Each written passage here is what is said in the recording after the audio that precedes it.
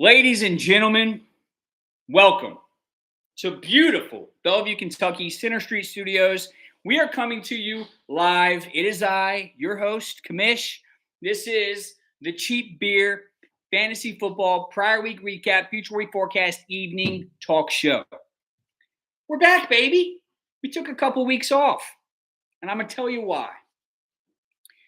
Now, I know that I seem as though I am a one-man operation. That's not the case. It's never been the case. I have a wardrobe department. I have a writing staff. I have agents. I have executives. I have producers. And they went on strike. They're still on strike. The writing staff is kaput.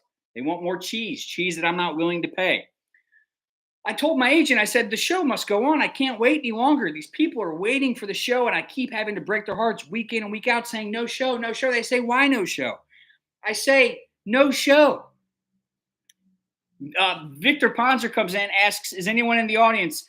Well, Vic, maybe you'd know if you were here. Huh, bud? You don't answer the text. You don't respond. I got pizza. I got beer.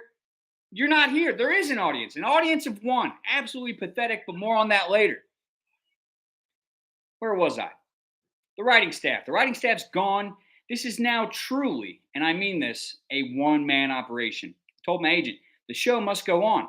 Fuck the staff. I don't care about the staff. I'll write the show my damn self, and that's what I did. So please bear with me if this week's episode gets a little off the rails. I'm trying my best. I got to learn how to do this. I got to host.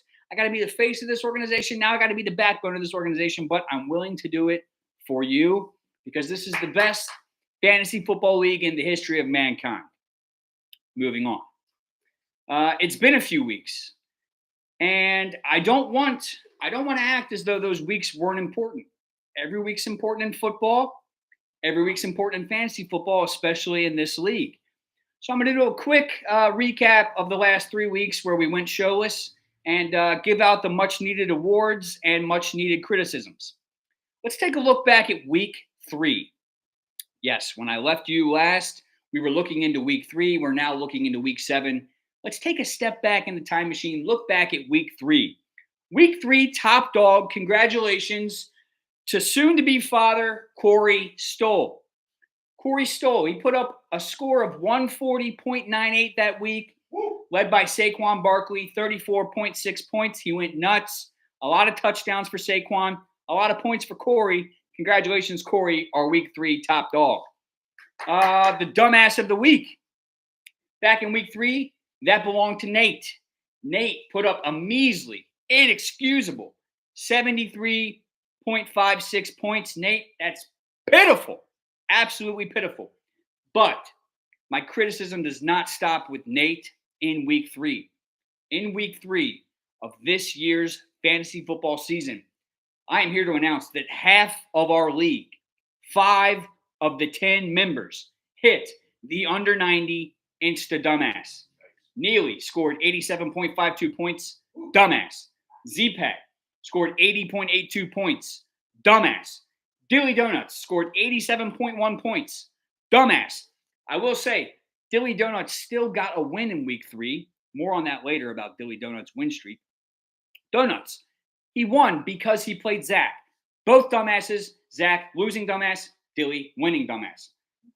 Meat. Meat was our last dumbass of week 3. Meat put up a measly 80.18 points. Absolute dumbassery out of half of the managers back in week 3. Moving on. Week 4. Week 4's top dog, aforementioned dumbass. Week 4 top dog, Z-Pack. Z-Pack put up a great score of 142.98 points. He was led by Baker Mayfield. Laser Mayfield, as some people might call him. Actually, Zach kind of looks like Baker Mayfield. We've all been thinking it. Now I'm saying it. Zach, you kind of look like Baker. Zach was led by Baker with 31.88 points. Great showing for you, Zach, back in week 4. Our week 4 dumbass, that belonged to Bodie.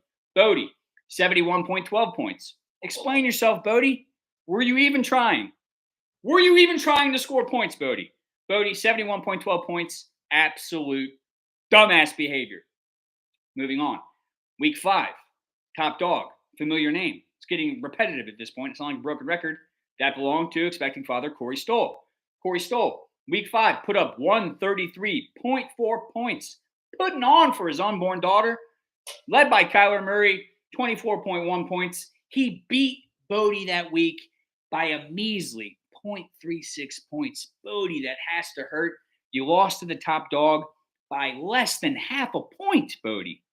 I'm crying tears for you, bud. Not really. Our dumbass of the week. No one hit the under 90 Insta dumbass, but someone must be the dumbass. The least amount of points back in week 5, that belonged to Neely. Woo-hoo! Our lone audience member tonight, Neely, with a score of 90.84 points. Not instant dumbass, but still dumbass.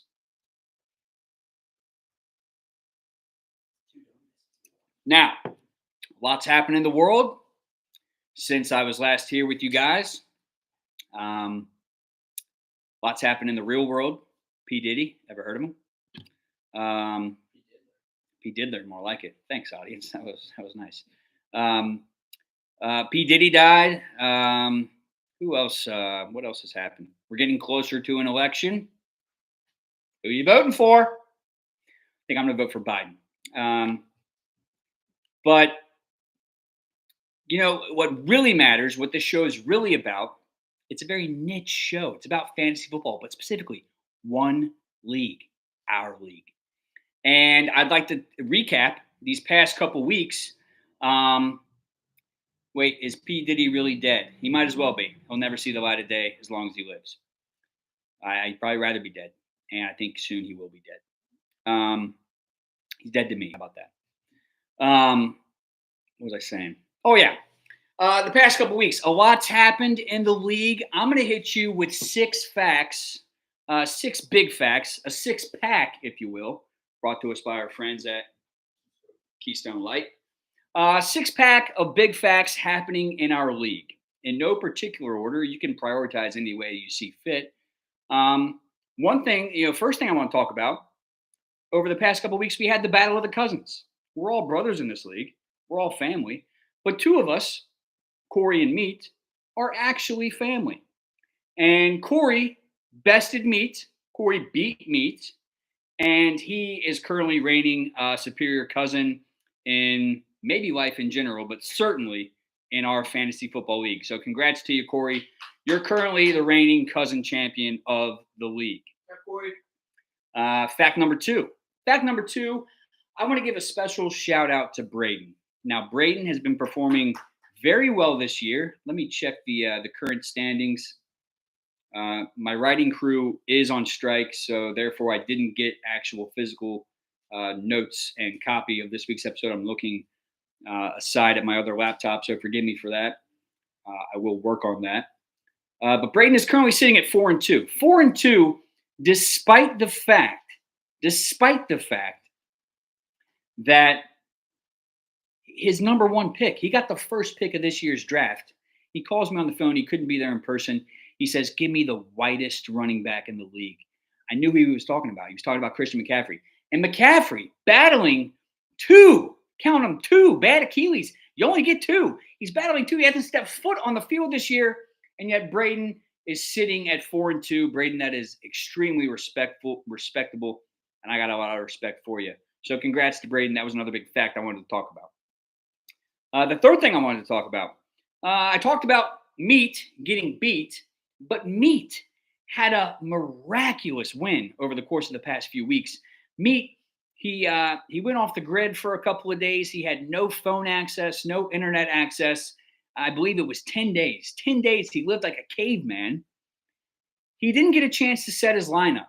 Mind you, he's dealing with potential injuries, potential buys. He just left his lineup up to the fantasy gods, and he was able to beat Zach. Zach Patton lost to Meat, despite the fact that Meat didn't even look at his lineup. He didn't even set a lineup. He was able to top our reigning champ. More on that later. He was able to top Zach without setting a lineup. I've never heard of the likes, but congrats to you, Meat. You needed a win, and you got one, my friend. How many facts is that? 3? 3. The fourth fact, the fact that someone in our league, we're 6 weeks in, going into week 7. There's 14 weeks in our league. We're about halfway through. Someone is still undefeated. Dilly Donuts, the guru, the man who's always come up short but always been knocking on the door. It could be his year. He's undefeated. No one can beat him. More on that later. But congrats to you, Dill. 6-0. That's not lost on me. That's a fantastic feat, and I'm proud of you. That's 4, 5. Well, what else we got? 5. Oh, speaking of Dilly, something that happened, maybe you didn't notice. Me and Dilly made a trade. Dylan traded me James Cook and Garrett Wilson in exchange for Breece Hall and DK Metcalf. Those are household names. We're not trading bench players. We were trading big time running backs and receivers. And I always hear people bitching about the Bengals. The Bengals never make trades. The Bengals never do this. The Bengals never do that. Well, you know what kind of chaps my ass is that no one in this league ever makes. Yes, there was a vote. You could have cast a vote. No one casted a vote. And the trade went through. It was a good trade. It was a very fair trade. You didn't see a trade vote. Well, check your app, dumbass. I don't know what to tell you. We've been doing this for how many years now? Check your app. But what I was saying was no one ever makes trades. For whatever reason, this league is so deficient when it comes to trading. That's part of the fun. It's fun. That was not a bullshit trade. It was a very fair trade. Good running back for good running back. Good receiver for good receiver. But no one makes trades. No one's sending me trades. No one's sending anybody trades. It's just trade city, population 0 in this league, and I hate it and I can't stand it. And honestly, I challenge each of you to make a trade. And the last of our 6-pack of facts, I do want to talk about Zach, our reigning champ. Zach, he currently sits at 2-4. He's a game under 500. He's in serious jeopardy of potentially missing the playoffs. And I feel like if you're reigning champ and you don't make the playoffs, I've never been reigning champ, but it's got to be a tough pill to swallow to go from the highest of highs to the lowest of lows, not even making the playoffs. Wow. I mean, Zach, get your shit together, you so-called you paper champion. Zach says his whole team is on IR. Everybody's team's on IR. Injuries are a part of the game, baby. That's what you play to win the game. Injuries, buys. You got to deal with it, man. Overcome the obstacles. Have a little gumption. So, enough about the past. Again, congrats to Corey twice and Z-Pat once for being top dogs in weeks that we didn't have episodes. I'm proud of you guys, and I'll be cheering for you for the rest of the season. Hope you both lose. And I hope that I do reign supreme, which I do think will happen. I've been telling you, I think it's my year. And I truly do think it's my year. Speaking of my year, let's go ahead and get back to a typical episode, what it might look like. Let's recap week 6, last week in the NFL, and more importantly, in the Cheap Beer Fantasy Football League. Now, as always, I'm going to go over the matchups. I'm going to start with our biggest blowout, whittle my way down to the closest nail biter, and there really weren't many nail biters. Every win this week was at least a double-digit win. Let's not talk about the poisoning that took place at the draft. Not sure what that's referring to. The hat is sick. Thanks. I do like this hat. Bring back the Tiger logo. This logo can suck my ass. Bring back the Tiger. A tiger's too cool of an animal not to use it as your logo. What are the Bengals thinking? No, I love the comments. I mean, no one came to the audience except for my dear pal Neil. So the comments make me feel as though I'm not just doing this for nobody, which is maddening. I can tell you from experience. Let's look at week 6. Let's recap week 6. This is the prior week recap featuring Forecast Evening Talk Show. Let's recap the prior week. Last week, Nate destroyed Jordy. Made him eat shit. Nate, a score of 134.58 points. Jordy, a measly 83.90. Didn't even get to 90 whole points. 83.90. That's a margin of victory of 50.68 points. Scored 50.68 points more than Jordy. That's how you win a fantasy week. Nate, he was led by Bijan Robinson, put up 24 points. Jordy was led by Bucky Irving. Bucky Irving. That's the best you got, Jordy? Some guy named Bucky? Bucky put up 17.5 points for you, Jordy. It wasn't enough. Moving on. Donuts. Dilly Donuts. He put up 130.28. Corey, his opponent, put up 92.86. Flirted with dumbass territory, but he cleared that obstacle. That's a margin of victory of 37.42 points. Donuts, led by Joe Mixon. He came back. God, it hurts to see him doing so well down in Houston. I do miss him. Mixon put up 29.2 points. Corey, led by Derrick Henry. God, the guy can't be stopped. He's unbelievable. He's defeating everyone, including Father Time. Derrick Henry put up 28.2 points. Moving on. Myself, I put up 140.26. Remember the number, 140.26. Ask yourself, did anyone score more points than that? The answer is no. Spoiler alert. I put up 140.26 points. I beat Z-Pat, 122.70. Good outing from you, Zach. Not enough. Not enough. Not enough. I beat you by 17.56 points. I was led by Chris Godwin. 33 points out of the man. Baker Mayfield tossing the ball and he's catching it. That's how the game should work, and it's how it did work last week. Z-Pat led by, what do you know? Baker Mayfield, 28.9 points. Pretty good showing from Baker. I bet he threw a few touchdowns. Unfortunately, he was throwing them to Chris Godwin on my team. Suck it. Moving on. Neely, our audience member. Neil, 132.6 points. He beat the Bodemeister, who put up 118.76. Pretty good scores this week from the losers. That's a margin of victory of 13.84 points. Neil, led by Josh Allen, 24.4 points. Bodeman, led by A.J. Brown, fresh off of the injury report. He comes back into the game, scores 23.6 points. That could be good for you moving forward, Bodie, but it wasn't good enough for you last week. Oh, Newt makes an appearance. Newt. Tonight's guest, Newt. Yeah. Good job. AJ Brown, 23.6 points. Enough of that. Let's move on. Our last week, our closest nail biter, despite the fact it wasn't really a nail biter, Braden put up 102.72 points. Meat, a measly 91.52 points. I guess that magic ran out when he beat Zach without even checking his lineup. It's a margin of victory of 11.2. Braden led by Joey Burrow. Joey Burrow put up 19.82 points. Help the Bengals get a win. We need them. They're hard to come by. Led by Joe Burrow. Meat, led by Lamar Jackson, his nemesis, if you will. Put up 21.92 points. It wasn't enough for Meat. Sorry, Meat. You got beat. Moving on. The week 6. Bingo, bango, top dog. That belongs to me. Nobody scored more points than I did. Our boy Nate chimes in. Nice haircut, Newt. What a good boy. He is a good boy, man. He's looking fresh to death. As I was saying, no one scored more points than me. I didn't get the instant top dog status with 150 plus points, but I did put up the most points this week in our little league. Therefore, I am top dog. Suck it. Moving on, our week 2 certified bona fide dumbass of the week. That belongs to Jordy. Didn't clear 90. Instant dumbass status. He was the only one that did it. He put up 83.9. Measly, tiny, not enough points. Better luck next week to you, Jordy. Eat shit. Let's take a look at the power rankings. Heading into week 7. Atop the power rankings, undefeated, Dirty Dick Dill Dog Donuts sits at number 1 in our power rankings. Number 2, that would be me, Kamish. Number 3, that would be Braden.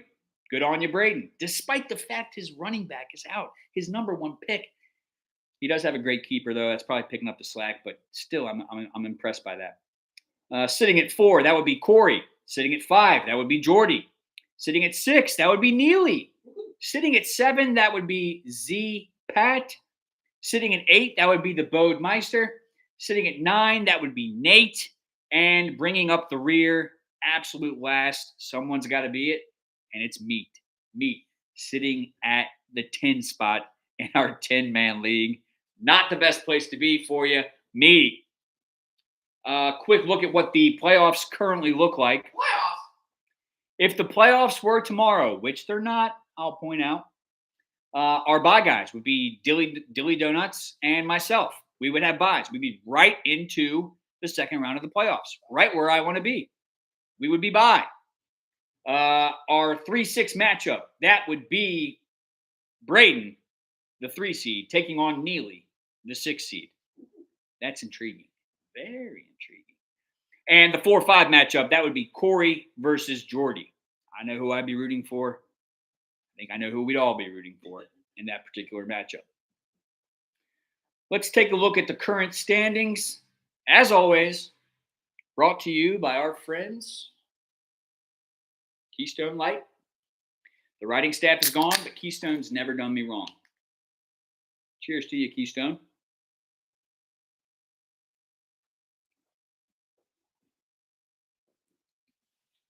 That's a damn good beer. Sitting atop, speaking of Keystone, sitting atop the Keystone division, that would be the undefeated Dilly Donuts. He's got a 99% chance to make the playoffs. He's almost a lock. He's almost, in 6 weeks, he's almost guaranteed himself a spot in the playoffs. You quite literally can't do better than that. So congrats on you, Dill. Now, pay attention here. All right, pay attention. Second in the Keystone division, Z-Pact. His playoff chances, a measly 44%. Despite being second in the Keystone division, he's only got a 44% chance. He's on the wrong side of the coin flip to make the playoffs. The Keystone division is dog shit this year. Absolute dog shit. If the playoffs were tomorrow, which mind you, they're not, it would be Dilly Donuts and Dilly Donuts alone representing the Keystone. It would be Keystone, Dilly, and the rest of the Natty Boys. Unbelievable, Keystone. Get your fucking shit together.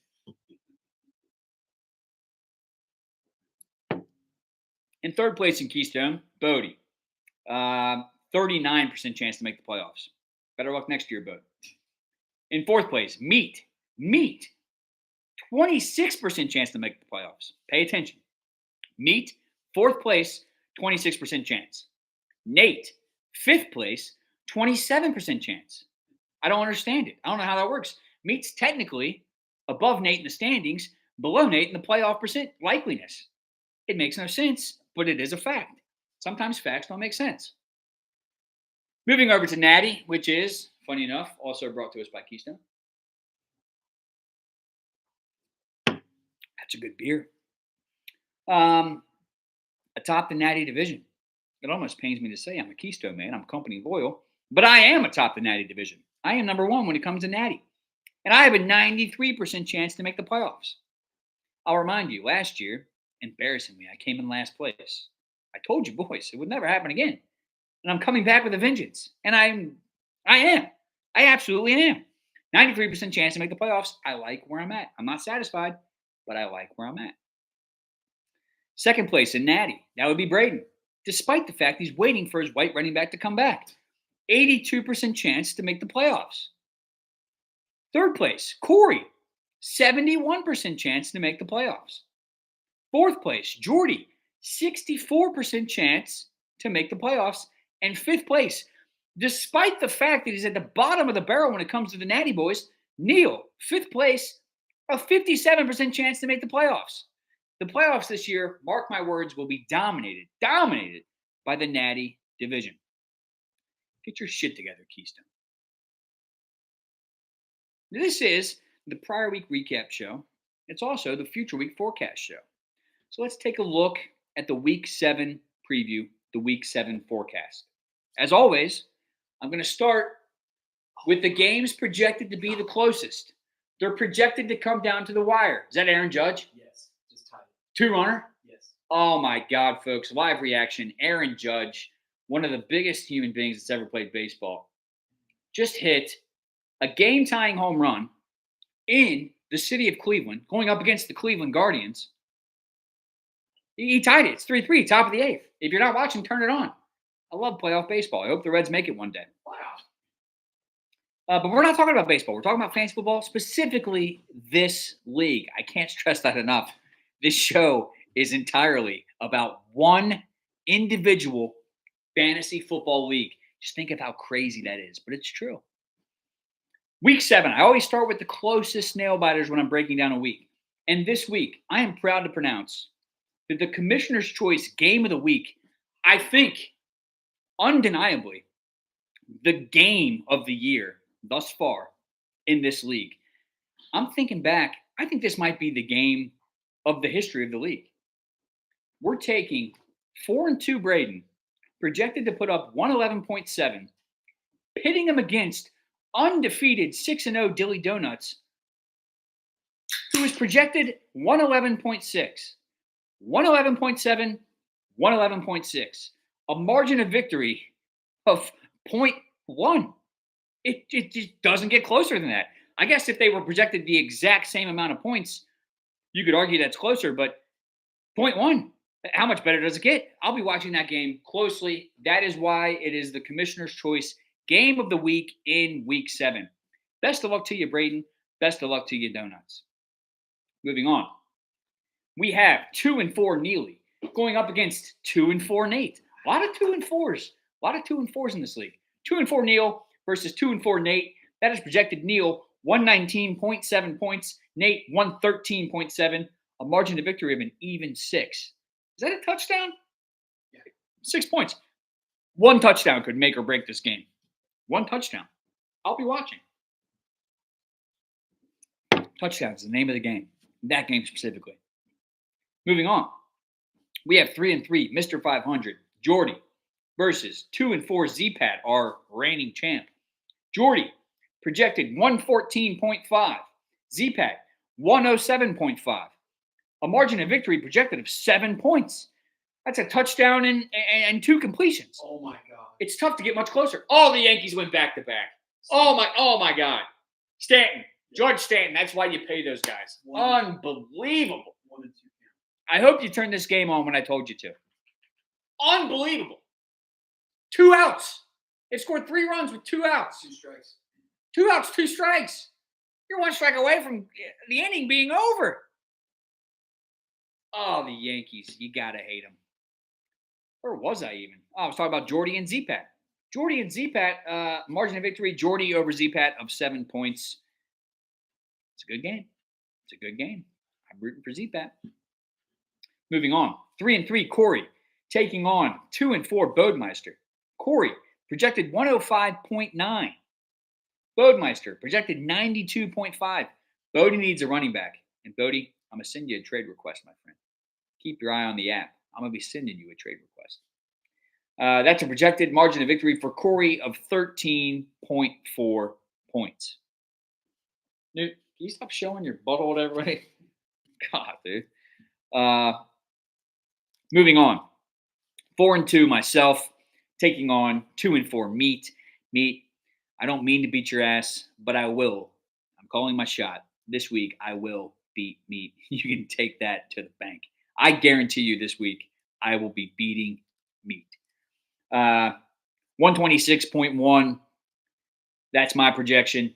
Meat's measly projection of 105.4. That's a margin of victory of 20.7 points. Meat, best of luck to you, bud, but it's not looking good. You're running into an absolute buzzsaw this week. And that buzzsaw is myself. Speaking of week 7, tonight, as soon as this Yankee game's over, Neely and I, my lone audience member, we're going to flip it over to the week 7 Thursday night football game. Keystone, baby. He's brand loyal. The week 7 Thursday night football game, it has the Broncos traveling down to New Orleans, the site of this year's Super Bowl. Hopefully the Bengals can take a trip to New Orleans. And they're going to be taking on the Saints. It's actually Sean Payton, coach of the Broncos, his grand return to New Orleans. He won a Super Bowl down there in New Orleans, but then he left them. He kind of did them dirty. So that should be interesting to see him get back there. And I think if I was a betting man, my money would be on both teams kind of dog shit. My money would be on the Broncos. I think Sean Payton's going to get them boys fired up, ready to play. And I think that they're going to win the game. That's just my opinion. Friendly reminder, if you're tuned in right now, the show's back on track, baby. No writing staff, but I'm taking over. And going forward, we will be back on a weekly schedule. So anyone watching, you're invited to come over. Beautiful Bellevue, Kentucky, Center Street Studios. Watch the game. I always have pizza. Even tonight, Neil. Don't I have pizza? It's delicious. I always have pizza. I always have brewskis. 7 days a week I have brewskis. And you're more than welcome to come get you a slice, grab you a can, and watch a little football. That's what this is all about, right? Football. So next week, feel free to come in. I did want to end it with this. I put out in the league, I put out a manager poll, a league manager poll where I asked all managers to please give me your feedback on one specific question. Now, forgive me, I'm going to have to pull it up here on my laptop because ESPN logged me out for some reason. I guess because I've been dormant for 30 minutes or so. But I asked a very important question. The question was, do you think for the first time in the history of our league, we're going to have an undefeated regular season? Billy Donut's sitting at 6-0. I can't believe he's 6-0, but he is. And there's only 8 weeks left. He could run the table, theoretically. I wanted to get everyone's opinion on it. So I put out a poll. Some of you answered, some of you didn't. Unbelievable. No respect. But let me just, I love this. And you know what? I can't find the fucking poll. Unbelievable. I can't find the poll. Maybe it's in message board. I guess this is why I need the writers. I might have to get the writers on the horn. Oh, I found the poll. League manager poll. Will Dill Dog, Dirty Dick, Dilly Donuts run the table this year? Here were the answers. And this is where I need y'all to tell me if I'm crazy or if this is really as funny as I think it is. The answers were, yes, without question, he will. That received 1 vote. I'm guessing it might have been Dill. He's calling a shot. The second answer was, it's within the realm of possibility, and I think it may happen. That's a funny answer. It's a lot of words to say maybe, which is a funny answer in my opinion. That also received 1 vote. Here's another answer. I hope he does, but doubt he will. Why would anyone hope he does? Shouldn't we all be wanting to beat him? Why would you hope that he does? And then go on to say, I doubt he will. I find that to be a hilarious answer. And funny enough, 2 of you picked that answer. That received 25% of the vote. I think it's a hilarious answer. The fourth possible answer to the poll question was no. It's completely impossible. 3 of you voted for that. That was the poll winner. The poll winner was no. It's completely impossible. Dilly won't go undefeated. That received 38% of the vote. And my personal favorite answer to this poll question. It's my favorite answer to any poll question. Polls are topical this day and age with the election coming up between who gives a shit and who gives a fuck. My favorite answer, undecided. God, I love when nothing makes me laugh harder than when a poll has the option of undecided.